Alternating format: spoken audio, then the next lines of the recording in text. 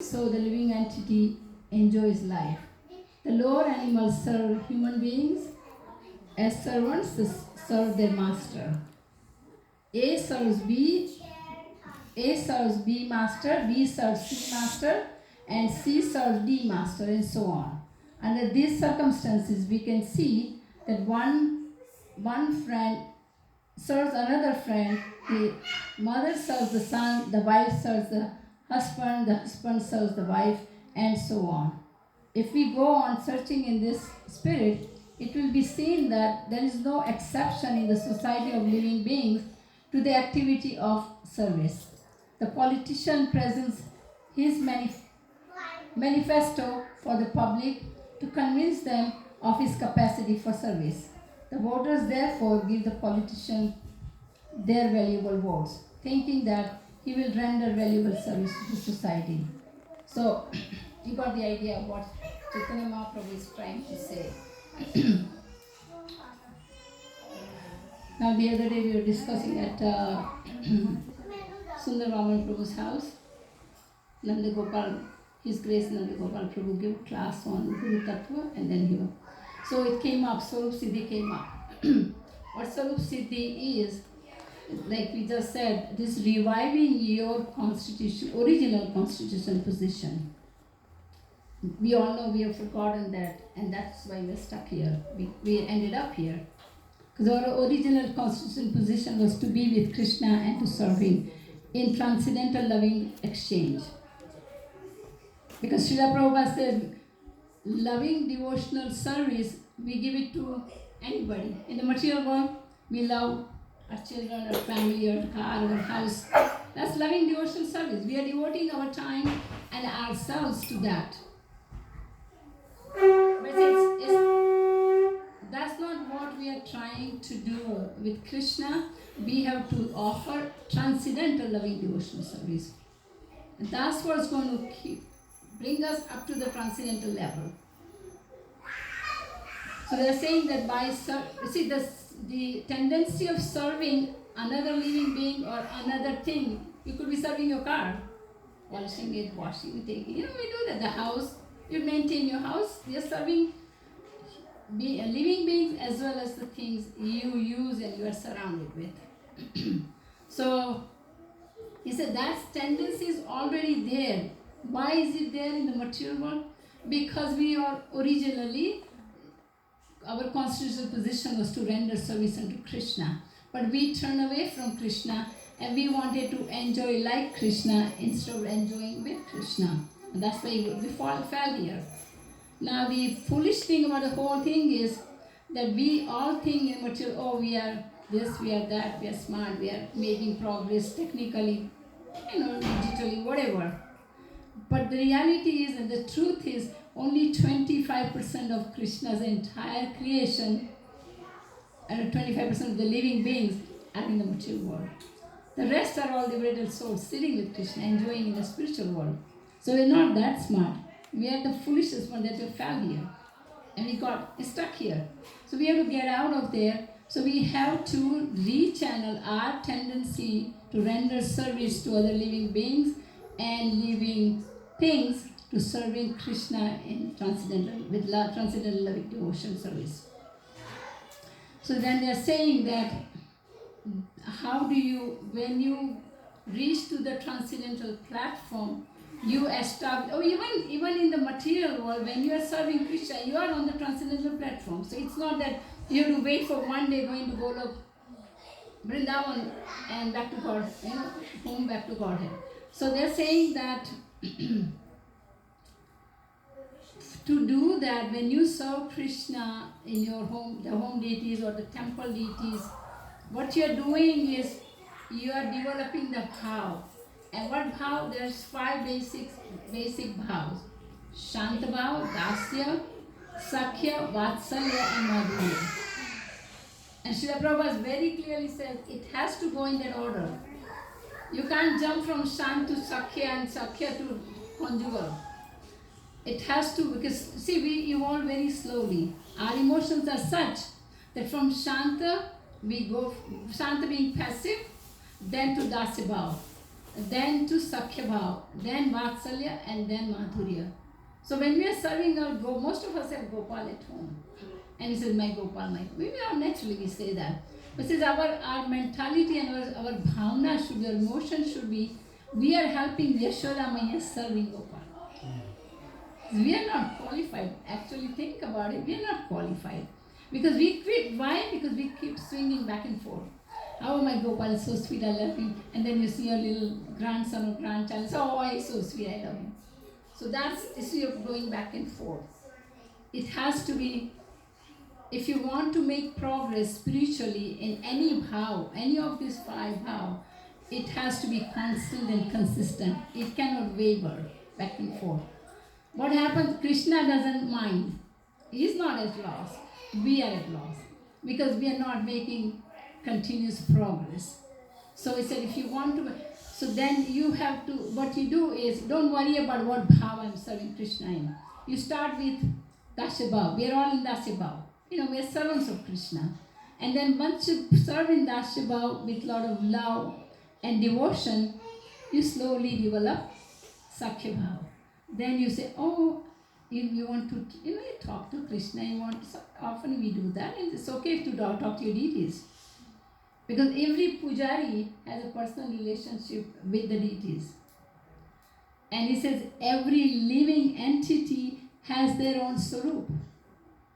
But that swarup, it doesn't go beyond the 5 bhavs. It has to be within that 5 basic bhav. And then slowly from Sakhya, you go to Vatsalya, because then you first, you're in Sakhya Bhav, you're doing things, and then slowly you develop deep attachment for him. Like a mother. A mother cannot, it doesn't matter what she's doing in the house, back of her mind, she has her child. A small child, if he's sleeping in the room, the mother may be engaged with anything, kitchen, all that, but back of the mind, she's thinking, oh, he's crying, he's doing this. Vatsalya Bhav develops when you develop true deep attachment. Like Yashoda didn't care. She did everything she did for Krishna. In the house, she had a lot of maids and servants. Nanda Baba had 900,000 cows, and he was a king. So he had not, but Yashoda Maya did everything. For Krishna, she cooked, she churned the butter, we all know that last time, yeah? Because then from Vatsalya, you slowly, when you develop a deep attachment, and when you go through the Shraddha, Nishtha, Ruchi, Asakti, Bhav and Prem. So then when you have a Ruchi in your Seva, Ruchi in your chanting the holy name, when you develop interest, rasa for it, literally you want to do it, then slowly the Asakti, attachment comes for that. Oh, I have to do my chanting. Not, oh, after cooking I'll do it. Oh, I have to go somewhere. You have to want to do it. The first thing in the morning, even if you do only 2 rounds, your hand should go on your beats, chanting beats. That's kind of slowly you develop the asakti or attachment for the holy name. And then from asakti, bhav comes. And from bhav comes prem, which is a far cry for us. But even at our level, we do often go into that, don't we? No. We really, one day, you dress your deities, you do everything for him. Oh, he looks so sweet. You truly enjoy that. But we waver, so it doesn't stay that long. Because our mind is, switching back and forth. So then he said that, I was just reading, you said I'm going to sing the bhajan on Shanagati. So suddenly I remember, I said, Shanagati, what kind of Shanagati we should have? So in here it explains that you must not accept anything which is not favorable to your spiritual life. Give up things that are not favorable. You must always have complete, full, unflinching faith in Krishna that He will protect you and take care of you. That kind of Shanagati. So Rupa Goswami sums it up in one verse, in Nectar of Devotion. He said, what kind of devotion we have to develop? Anya Bhilashita Sunyam Gnana Karmadi Anavritam Anukulyana Krishna Anushilanam Bhakti Rutma. Anya Bhilashita Sunyam, no other desire, no Ganyan, karma, nothing, devoid of all that. Anukulyena Krishna, whatever that pleases Krishna, that is the topmost bhakti. And you have to make sure that whatever activities you do, if you truly want to progress, we've been chanting for so long, we've been doing serving our deities for long, we've been reading this, that, going to the temple. How is it that we are, we feel that we are not getting somewhere where you should get? It goes back and forth because we are not fully surrendered. The tendency to render service is there because it's ingrained in us, because we were originally doing it and we fell. But that has to be maintained with transcendental loving devotional service. How do you develop that? By chanting the holy name without any offenses. How do you do that? Like again, doing activities associating with devotees, advanced devotees. Then we have to know the definition of devotee as well. So you associate with the right kind of people. How do you know that person or that activity that is conducive to your devotional progress? That is the company you keep. And it's a saying in English, a man is known by the company he keeps. A man is known by the company he keeps. So if your association, if your children, your teenage children come home and you see the friend he brings and said, new friend. Don't like quite the way his hair is. Don't like the quiet he, walking and talking. You worry about your child. He says, who's that? What does he do? Is he in your class? Why is he here? You immediately said, oh, this association doesn't seem right.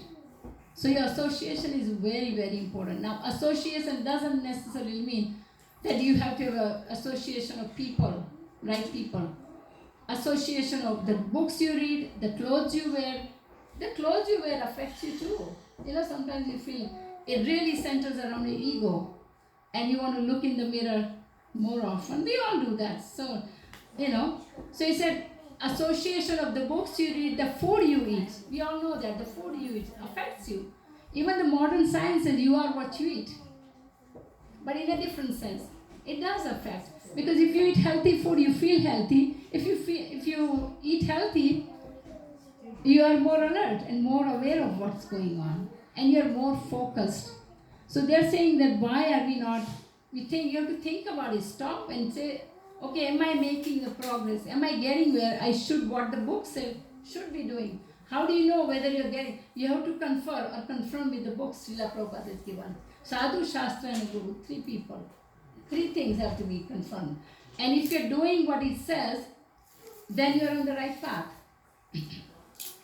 So, association is very, very important, and your attitude, like bhav, has to be right. Yashoda Maya, when she's serving Krishna, she didn't think about anything else.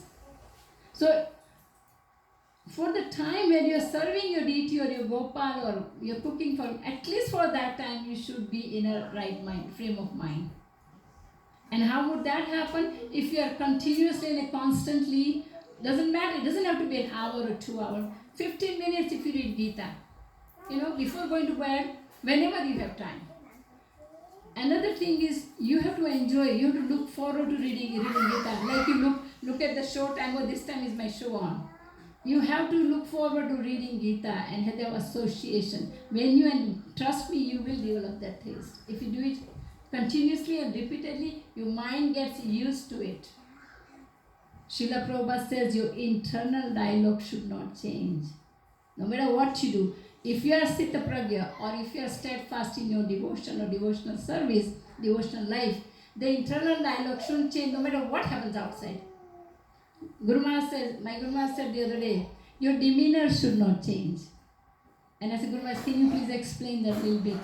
What do you mean by your demeanor? He says, no matter what happens in your life, favorable or adverse, your external behavior should not change and your facial expression should not change. Because it doesn't matter. And it's not that somebody else, what they would think, if I look angry or upset or whatever, sad. It affects your internal dialogue. Immediately your focus goes. What is your internal dialogue? Your internal dialogue should be between the individual soul and the Supreme Soul sitting in your heart. What he is telling me and what I should be doing.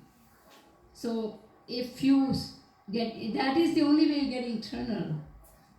So if we say focus that way, that will change your focus if your demeanor doesn't change with what comes in your life. It doesn't happen overnight. You have to practice, you have to realize everything. Practice makes you perfect, right? So he said your internal dialogue should not change at any cost.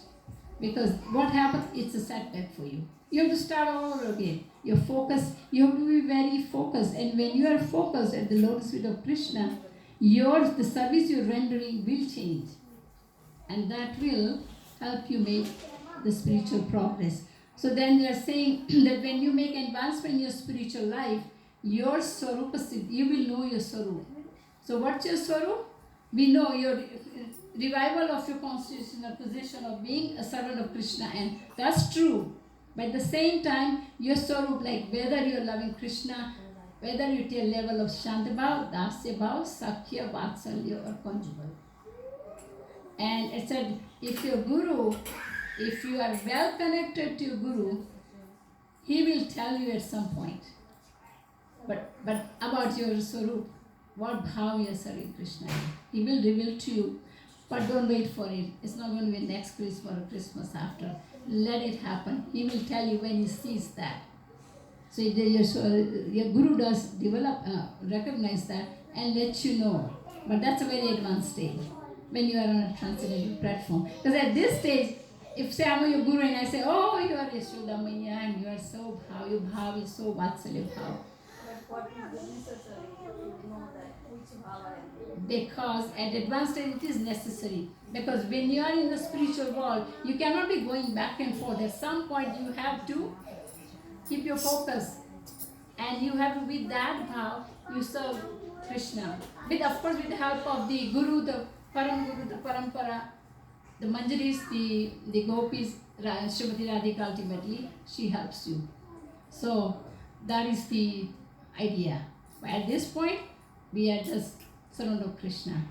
But whatever you do, little bit, whatever you do it with your intention is very important. If you do it with a good intent, Krishna will recognize that, your Guru will recognize that. And slowly, you get, what happens then? A child is trying to walk, gets up, and then he just stands there and cries for mother to pick him up. That's not going to help him. The mother says, okay, come to me, try. So if he tries and he falls after 2-3 steps, the mother will pick him up, and then the next time further. If she's trying, the mother, then she'll pick him up and say, oh, you're so good, now you know. So that is the point in, slowly developing. But make sure you're going forward, not backwards.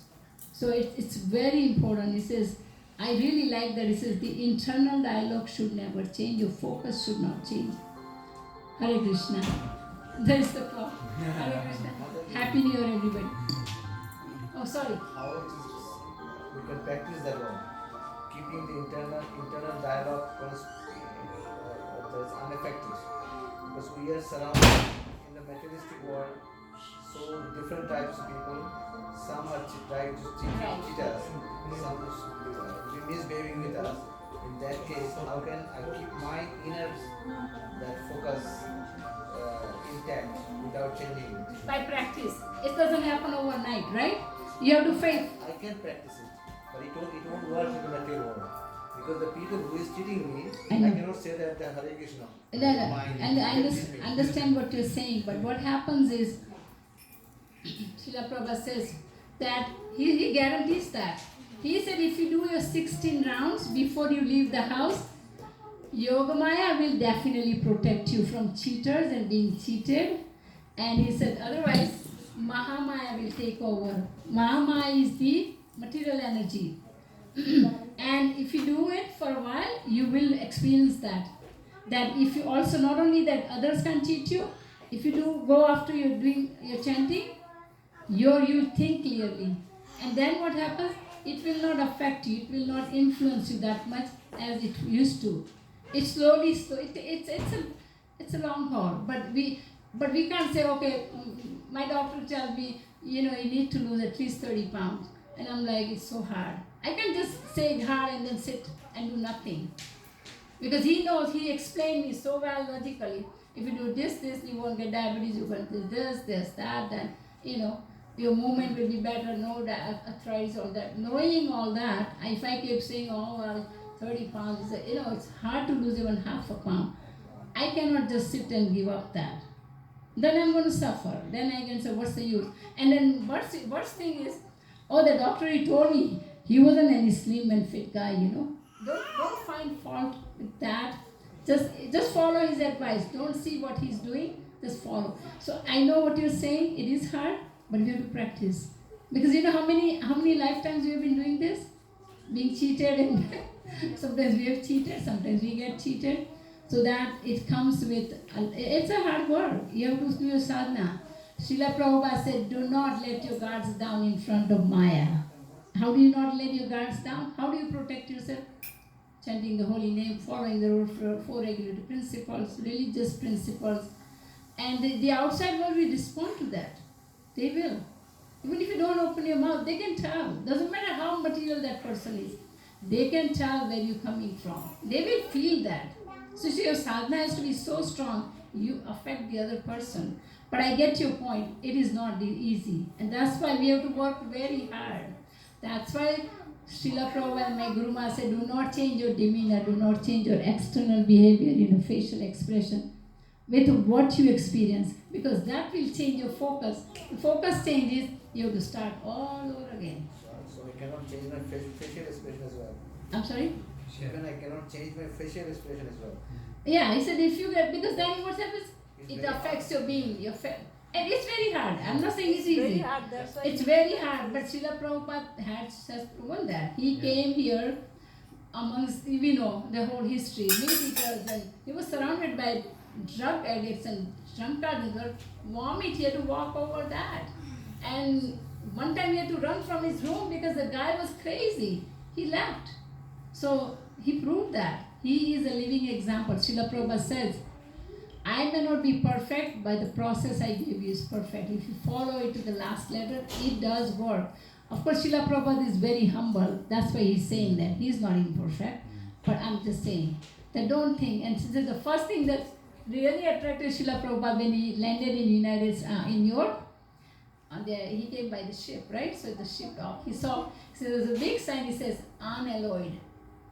So Srila Prabhupada said, at least they know the word unalloyed. Unalloyed devotion meaning not mixed with any tinge of material influence. Hare Krishna. Is it okay? Hare Krishna. Okay. Thank you very much.